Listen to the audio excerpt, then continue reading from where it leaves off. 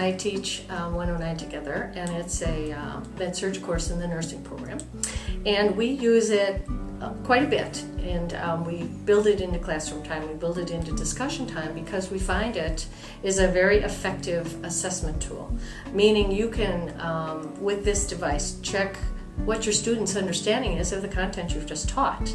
And it's an instant response to it. What we love about it is you put a question on the board and the students anonymously answer it. So it's not putting anybody on the spot for being dumb and not knowing the right answer. That's what they're always afraid of. Or they look around the room and say, oh, who's answering A, who's answering B? This is anonymous, and then immediately after the question and after the students respond, after the timer ends, it puts up a graph, and you can see how many students answered correctly and what other answers they took. So we find it a very powerful thing, because we can then clarify their thinking.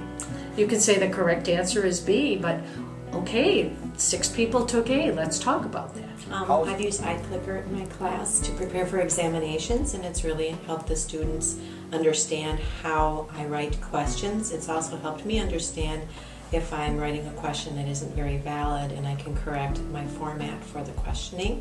I also like it because the students become engaged in the learning process a little bit more. They listen better because they know they're going to be quizzed momentarily, and so they get very excited about using it. When I bring iClicker to class, they say, oh good, it's iClicker.